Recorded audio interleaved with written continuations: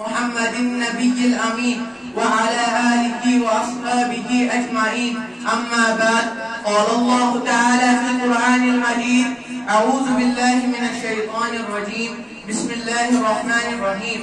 كنتم خير أمة أخرجت للناس وقال الرسول صلى الله عليه وسلم: يوشك أن تداعى عليكم الأمم كما تداعى الأكلة إلى كسأتها.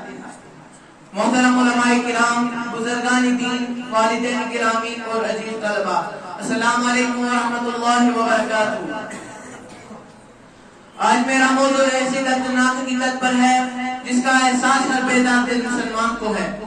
امت مسلمہ کا زوال، یہ وہ امت ہے جسے اللہ تعالیٰ نے خیر امت فرمایا۔ تم خیر امت اخرجت للناس، تم بہترین امت ہو جو لوگوں کے فائدے کے لیے نکالی گئی۔ مگر آج ہم کیسی حالت میں ہیں؟ نہ اتحاد باقی، نہ غیرت ایمانی، نہ علم میں برتری، نہ کردار میں بلندی اور نہ دنیا کی قیادت۔ ہمارے زوال کی بہت سی نشانیاں ہیں، میں آپ حضرات کے سامنے چند نشانیاں بیان کر رہا ہوں۔ غیر قوموں کی غلامی، تعلیم اور تحقیق سے دوری، فرقہ وارث اور آپس کی دشمنی، دینی احکام سے غفلت، اخلاقی زوال اور بے حیائی، قیادت کا نااہل ہونا۔ نبی کریم صلی اللہ علیہ وسلم نے ارشاد فرمایا: يوشك أن تداعى عليكم الأمم كما تداعى الأكلة إلى كسأتها۔ قریب ہے کہ قومیں تم پر ایسی ٹوٹ پڑے گی، کن پر ٹوٹ پڑے گی؟ مسلمانوں پر ٹوٹ پڑے گی، جیسے بھوکے کھانے پر ٹوٹ پڑتی ہے۔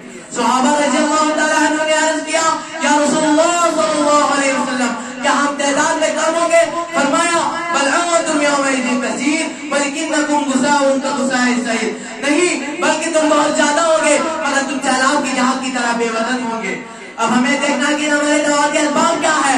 اللہ تعالیٰ کی نافرمانی، قرآن و سنت سے دوری، دنیا داری اور حب مال، تعلیم و شعور کی کمی، فرقہ وارث اور مسلکی جھگڑے، نوجوانوں کی بے امنی۔ اب ہمارے لیے اصلاح کے راستے کیا ہے؟ اللہ قرآن سے تعلق جوڑنا۔ رسول اللہ صلی اللہ علیہ وسلم قیامت کے دن اللہ تعالیٰ سے شکایت کہیں گے کہ وقال الرسول یا ربی ان قوم اتخذوا هذا القرآن مہجورا، اور رسول اللہ صلی اللہ علیہ وسلم کہیں گے کہ یا رب، میری قوم اس قرآن کو بالکل چھوڑ بیٹھی تھی۔ سنت نبوی صلی اللہ علیہ وسلم پر عمل، اتحادی امت، نوجوانوں کی تربیت، اخلاقی اور روحانی انقلاب۔ اے امت کے مسلمانوں، ایک وقت تھا جب مسلمان دنیا کے امام تھے، کتبہ، بغداد، قاہرہ، دمشق علم کے مرکز تھے۔ سائنس، طب، فلسفہ، عدل، حکومت، ہر میدان میں مسلمان کی عادت کرتے تھے۔ آج ضرورت ہے واپسی کی طرف پلٹنے کی۔ اب میں آپ کے سامنے ایک واقعہ بیان کر رہا ہوں جب مسلمانوں کی خلافت افواہ سے کمزور ہو چکی تھی اور علماء حق کو نظر انداز کیا جا رہا تھا۔ مسلمان ایک شوشت میں پڑ گئے، فرقہ وارث اور دنیا پرستی عام ہو گئی تو حرام و خان نے حملہ کیا۔ بغداد جو کبھی علم و تہذیب کا مرکز تھا وہ تباہ کر دیا گیا، لاکھوں مسلمان شہید کر دیے گئے اور خلافت کا چراغ بجھ گیا۔ یہی وجہ ہے کہ جب مسلمان قرآن اور سنت سے دور ہوئے تو دنیا کی قیادت ان سے چھین لی گئی۔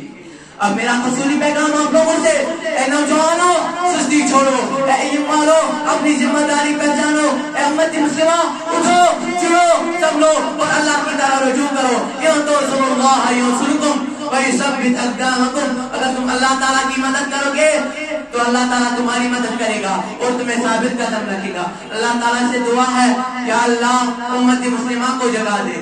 یا اللہ، ہمیں قرآن، سنت اور اتحاد کی طرف لوٹا دے۔ یا اللہ، ہمارے زوال کو عروج میں بدل دے۔